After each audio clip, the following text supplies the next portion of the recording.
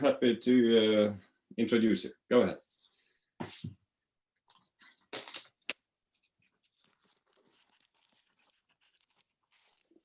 Thank you. Thank you, Paul. Thank you very much, Paul. Thank you, Paul, for doing the translation together with Sanne Solanko. I think she's in the audience also. So a good cooperation between Sweden and Norway. Per. Yes.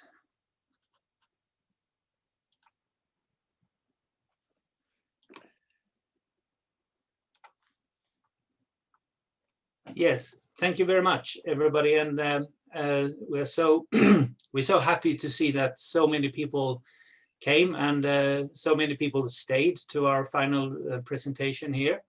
I'm going to start with a short presentation of a more theoretical approach, and then Stefan and I will have a talk around intervention that Stefan and Stefan's group did to a couple of Swedish hospitals. Ongoing support, I should say. It started in April and is still going on. Now the second phase also hit Sweden. Static and dynamic crisis. When you're dealing with crisis, it's sometimes helpful to divide them into static and dynamic crisis. There are both differences and similarities, of course. And different kind of crises present different kind of challenges. As Gianluca said, and I think John mentioned that too, when we work with critical incident stress management, we normally deal with supporting organizations, our own organizations or other organizations in static crisis. Static crisis are defined as that they had ended. They are not developing anymore. The car accident is over, and you're dealing with the consequences. You can reasonably assess the effects of what's going on, and you can say that the damage is really done, and to deal with a static crisis, you can usually rely on former experiences. You have been there before. You have probably made an assessment in your organization that this is a likely incident that can happen. Maybe it happened before, so you know how to deal with it because you've been there before. You can rely on pre-plans and routines. When you make decisions after a static crisis, you can normally reasonably assess the effects of that decision. You have most of the information that you need, so you feel pretty sure that you can make your decisions and what the outcome will become. So your main work really is to identify who is affected by this crisis, and once you have identified different groups or different people, that you can start to prioritize who is mostly affected, who is in the center, or who is in the periphery of the accident. And once you have prioritized and formed groups, you can start to act and to give support, individual support, group support, or information to those who need information. You can start to connect with other organizations to see if they have information that you need to deal with this crisis. And then, of course, not to forget the follow-up. When you do the follow-up afterwards, you can see if people have recovered, or if you have to need to put them to psychologists or even psychiatrists to deal with the after effects. So static crises can of course be very, very difficult, but they are in a way easier to deal with than the dynamic crisis. The dynamic crisis, as of course we are talking about today, the coronavirus crisis in the world is a very, very dramatic example of a dynamic crisis, because it's ongoing, it's unfinished, it develops, it usually escalates before it becomes better. There is a high degree of uncertainty in it because you lack information and you don't really have control of how the crisis develops, and you are unknown, or the outcome is very unknown to you, so you have little control of what's going on. But yet you still have to make decisions. And that's a great challenge during a dynamic crisis, because usually we want a lot of information before we make decisions. But during a dynamic crisis, there is a lack of information, and you still have to take decisions. Or if you don't take decisions during the dynamic crisis, the crisis will take over and you will be on your wrong foot all the time. You'll be reactive rather than proactive. So it's a big challenge for organizations and leaders to be able to make decisions despite the lack of information. Also, you don't know how long it will take before the dynamic crisis becomes static. That means that you have to endure, you have to plan for endurance. You have to accept that you are here now, but you don't know how long it will take before it ends.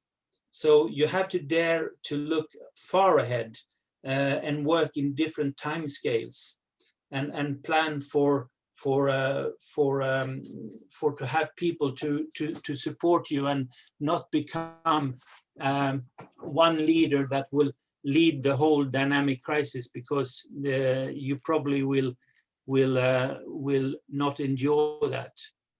If you look at a timeline, you have here the normal stress level of an organization, and you have the timeline, and this is the level of stress. In the first, when you break through the normal level of stress, you have to identify that this is a different situation than you have been before. If you don't identify this as a breakthrough, you will become reactive rather than proactive, and the situation will take over. This, of course, means that you have to work in an organization where mandate is given to persons to take action, that this is a dynamic crisis that we are facing. TUI Nordic, for example, during the tsunami, when they first got in the middle of the night, got calls from Thailand that something had happened, they very quickly canceled all the flights and sent planes empty planes to the tsunami area to support, whilst the Swedish government were sleeping and did not react for a couple of days, and of course they were very reactive rather than proactive. And here in the second, you are in the midst of the crisis, and as we said before, high stress, uncertainty, uncertain decisions. You have to act on different time scales. You probably work as a little group to try to deal with the crisis. So you have to watch out for groupthink, to have someone to become the the negative person who says that you have to think twice before you take decisions. When you break through to the normal level of stress again, then there is another challenge that you have to act as if you are in a dynamic crisis and start to involve more people in the normal decision process again. And then, of course, in the end, there is the follow-up, which is and the evaluation process, which of course is very difficult for most because you are very tired. You you have worked for a long time, and you just want to get back to normal again. So this is a very short presentation of the dynamic crisis, the course of a dynamic crisis. And I would like to invite Stefan now. I will stop share screen. So now, Stefan. Yes. You have, through your crisis support network for almost 8 months now, organized ongoing support for the hospital staff in intensive care units of 2 regional hospitals in Stockholm. How did you get that mission? I got the message through a cooperation between 2 organizational health companies that were connected to the hospitals, Falk and Previa, are they called in Sweden. They are used to handle situation in rather stable and controlled situations. People are queuing to meet them in their office, and they didn't know that we had peers and other resources that are more used to go out in the more chaotic or uncontrollable situation, like in a dynamic crisis. So they asked us to man up and also at the same time cooperate with the more mental health professionals. Many of the peer supporters has a background in like nurses or policemen or officers or firefighters and so on, and has been working quite a lot with peer support. But they should at the same time work in another organization. So this were the people that you used to support the hospital staff were not actually peers in that sense that they work in the hospital. They are outsiders. Outsider peer, like in Gianluca's case, that the outsiders that are they are used to work in their own organization, but now they should also try to support another organizations. We had during the discotheque fire people from the Swedish defense, the green ones, started to support nurses and doctors in 3 different hospitals in Gothenburg, your hometown, and so the green ones supported the white guys. And that was one experience that we have of going into another organization. And the green guys, so to say, they were very used to work in a military context, but they were a little bit more challenging to go into the hospital organizations. Same but different. But they grew a lot of self-confidence when they also saw that the way that they worked was working also in that context. And the difference is that there was a discotheque fire, and that was a static situation that right now, not dynamic like the pandemic. So you could build on former experience when you sort of set the scene for this support mission. Yeah, and like I think also the tsunami when we worked down in Thailand and out at the flygplatserna, the Airports. The airports. Also a little bit more of a dynamic situation. So we have trained being out in the chaotic situation also to start to create control and also to have a sort of flexible structure. Mm. And so did you build teams of sort of a peer supporter and someone from the some psychologists or more trained persons? Yes, their strengths was like in Gianluca's experience also, that they could be we could send the more severe reactions to the psychologists to get the second opinion. They could also be coaching the peer supporters. On the other hand, the peer supporters could help the psychologists because they were often more used to work in a more stable and more controlled situation. So they were now working as outdoor cats, not indoor cats. Yes, I really like that metaphor of indoor cats and outdoor cats working together. Yeah, and there are differences in their culture also. So and one guy who is with us right now, Ola, he was in our team as a psychologist, and he had one leg in the indoor cat ward and one leg in the outdoor cat ward, and that was very helpful also. Before we start with our experience, I would like to invite Lotta Hallin. She's with us somewhere, and I hope you can unmute yourself, and because you was working as a intensive care nurse at Huddinge sjukhus. So could you please? Yeah, I have unmute me. Can you hear me? I hear you loud and clear, Lotta. Okay, I don't know if you can see me, but I have also put on the video. I also see you. Okay, that's fine. I'm working from home.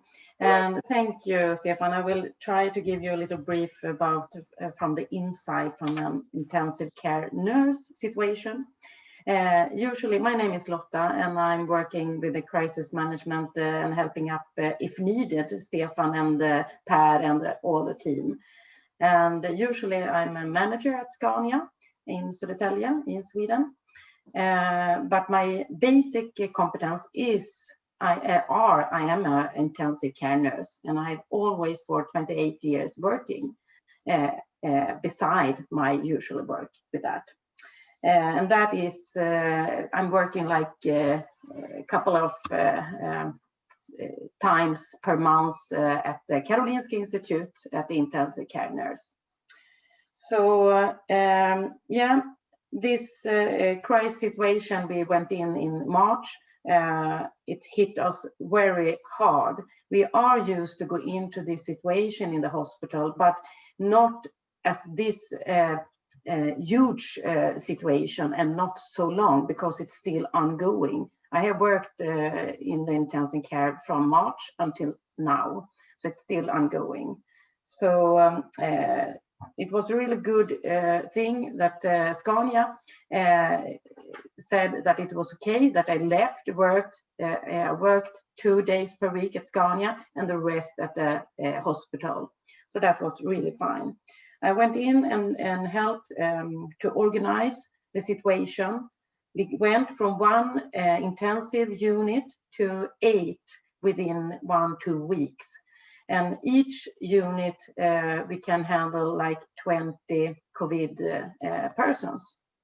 So yeah, it's a lot of places that we can take care of the people that need. So that was the worst situation we had. And daily, we got new colleagues coming in. It was like 50, 100 persons coming in each day. We didn't know who or which competence they had. It was all over the place, and we needed to help them to find clothes and safety equipment and like that, and find the way. In the best way, not every day, they got 1 day introduction. But many days they were just, here is the clothes and go in and work. There is a nurse or a medical doctor inside, they will help you inside.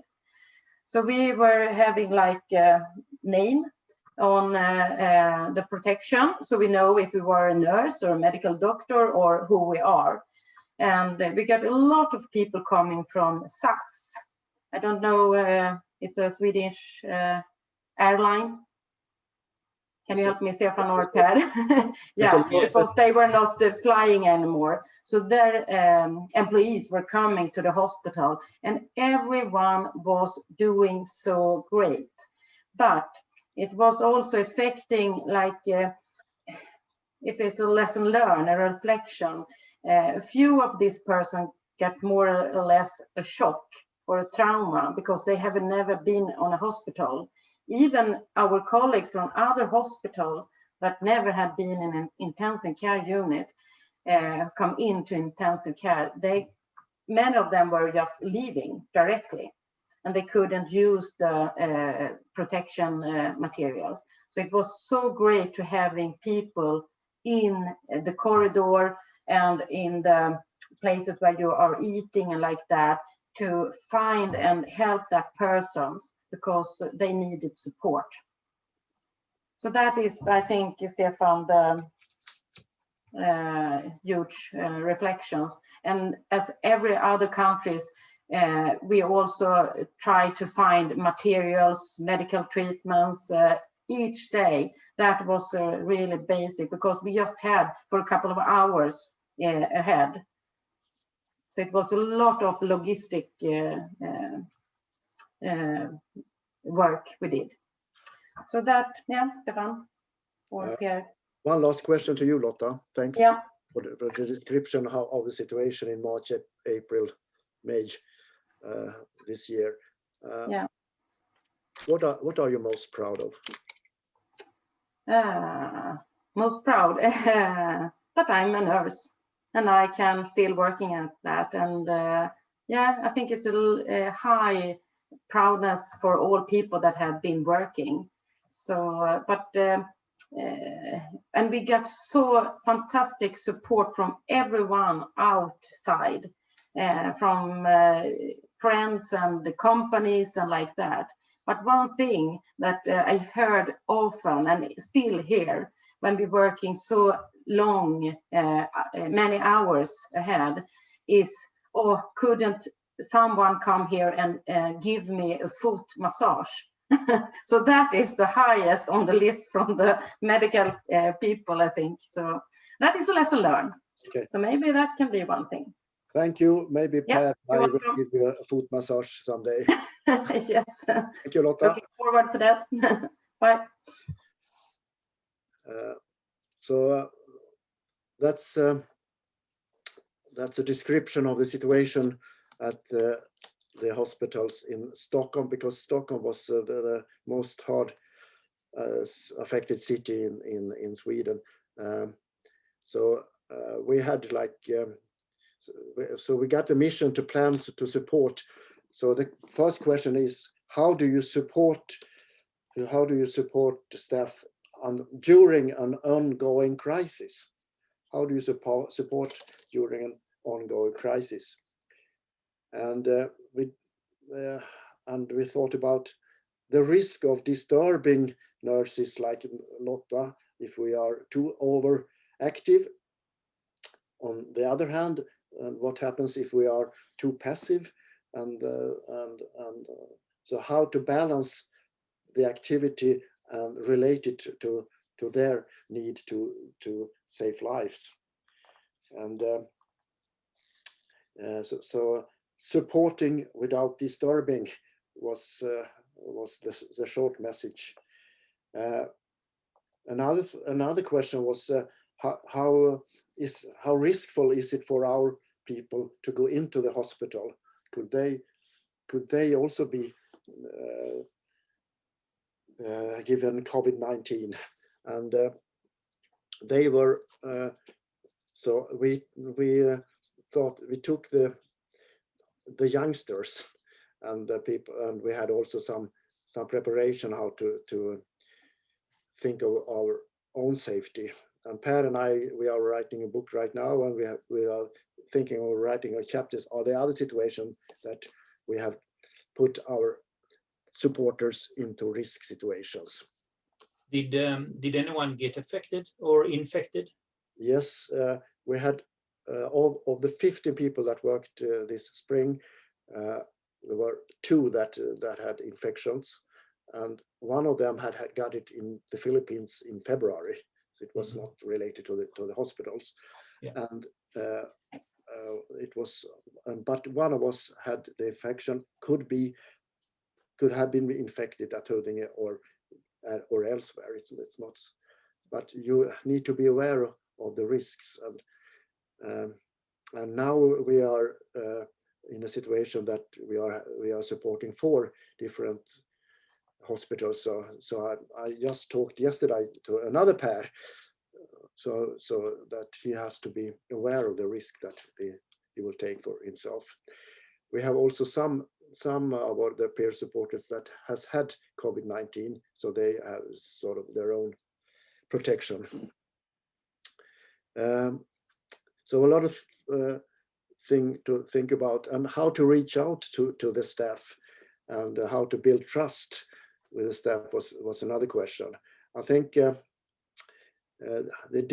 talking about different cultures, so there's a doctor's culture and there's a nurse culture at the hospital, and I think it was easier to build trust with the nurses, and I think it was also helpful that some of the people so that we sent in there has been cooperating with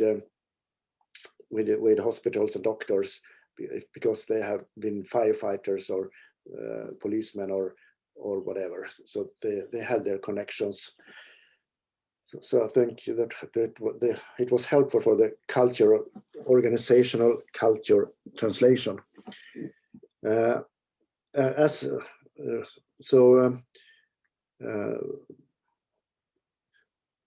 Yes, and also we have to sort of build the boat at the same time that we were rowing out in the ocean in unknown land. So we had it was a time of creativity also, as I also could hear from Jan Lucas and Francesca's and their example from Italy. So we started to have these telephone numbers that people could make a call to. There were rather low use of them. So we turned the communication. So we sent out text messages that said, "We are going to call you up. If you don't want to be called up, give us just a short message with no in." And I think it was like around 25% said, "Thank you, but I don't need any call." But in that way, we could call up like 60-70% just to have a check how the situation were. So that was something that was useful. And we had also a checklist that we sort of, after we have had met personnel, we could have a checklist. Green, the rather low stress level, functioning well.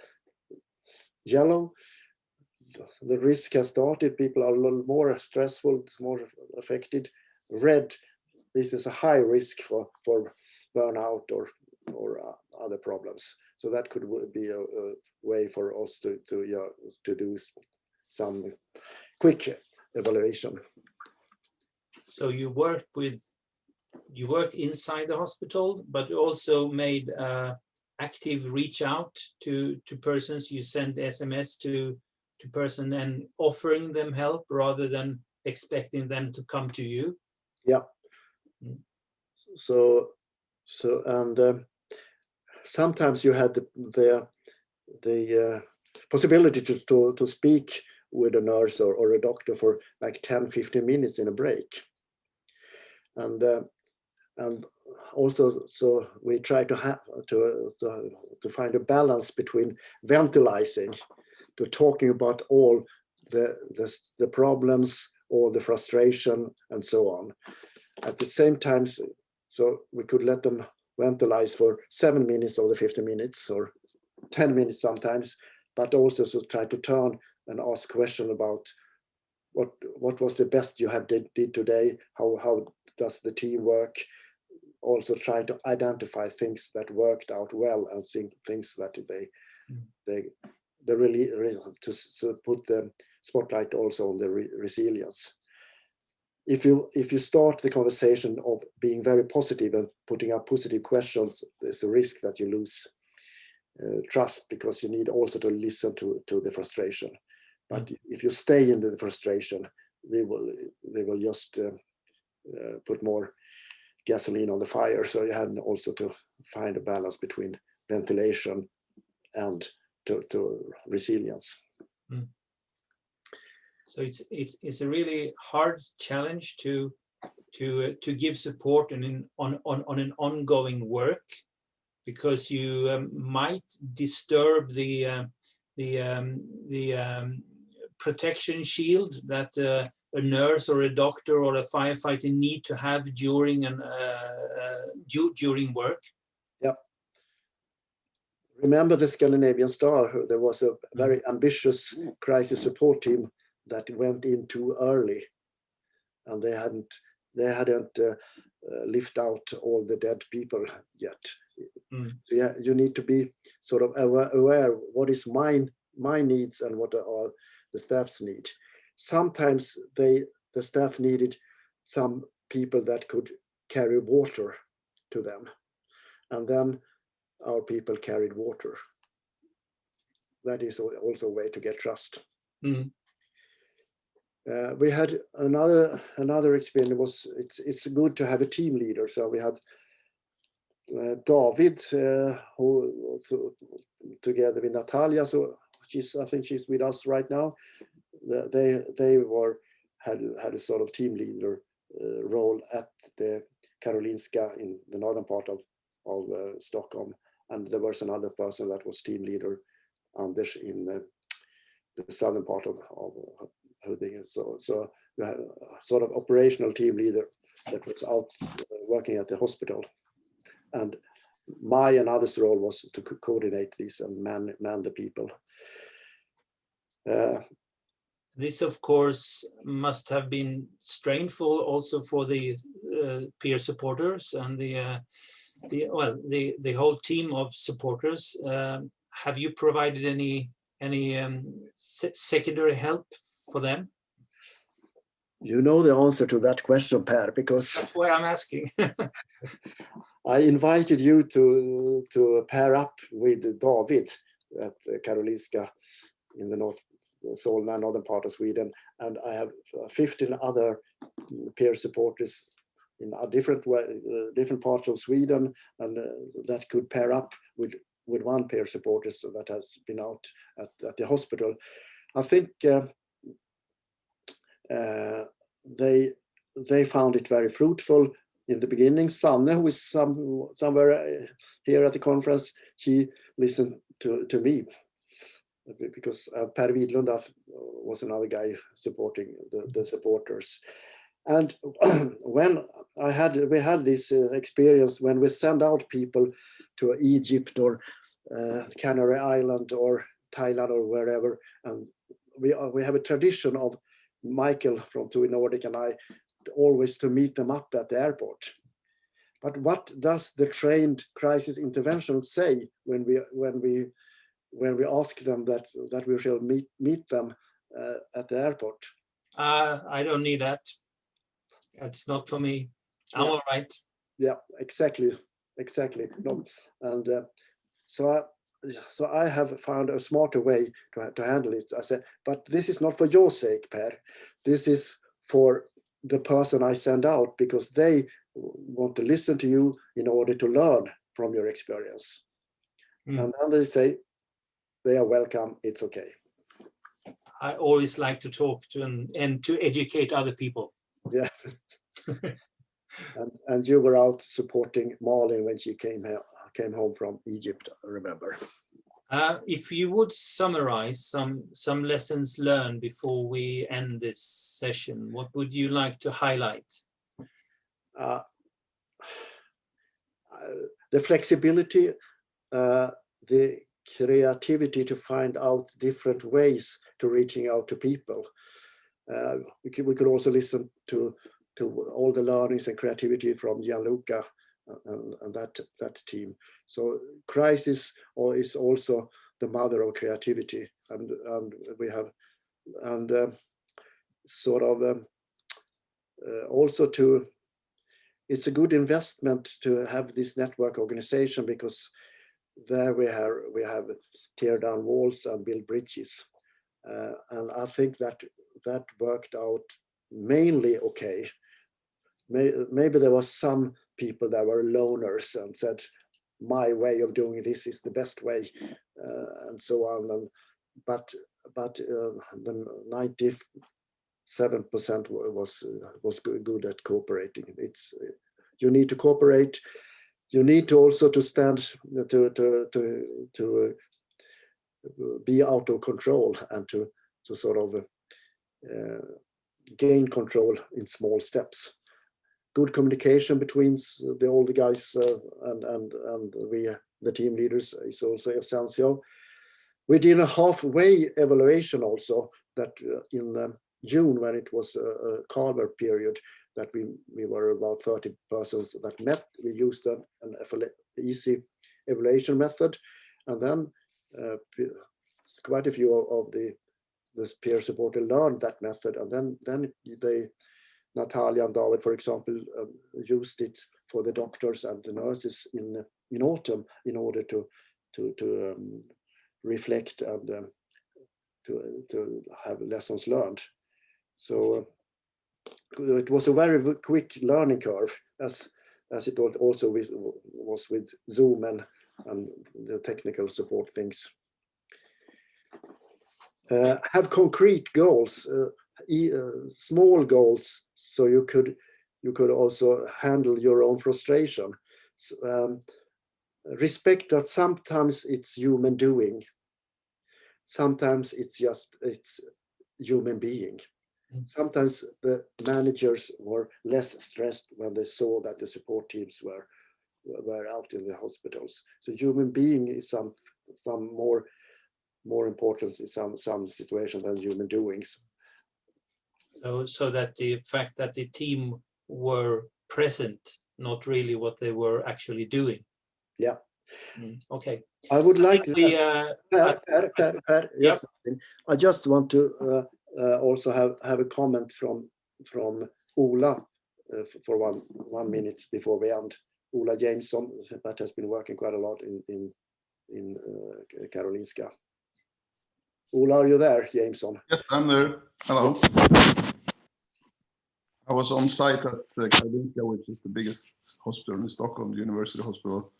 At the intensive care units, they opened up 6 of them, or 5 or 6 of them.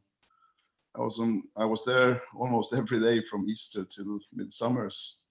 So I think what you said, what made it, because it was quite successful, what made it successful was, I think, that we were there.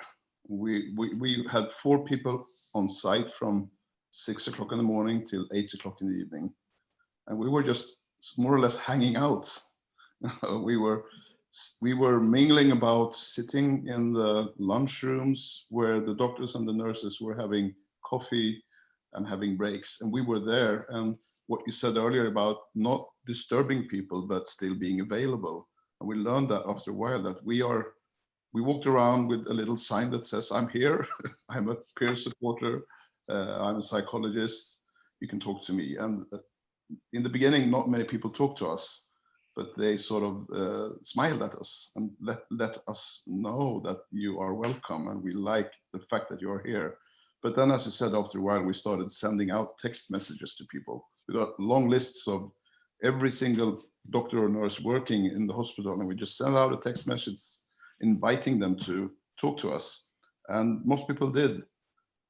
So we had, and people needed to be at home, not working, to be able to talk to us, because when they were at the hospital, they were working all the time.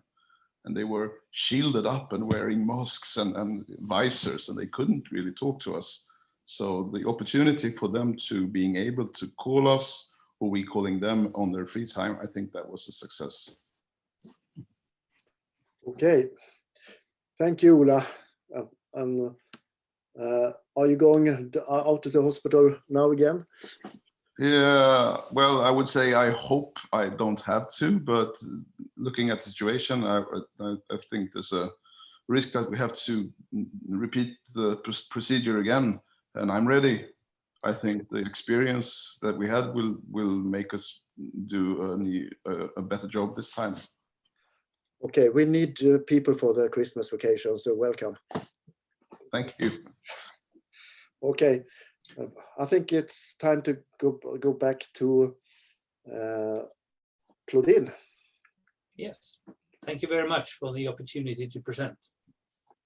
Yes. Thank you. Okay, this is not Claudine, but anyway, thank you very much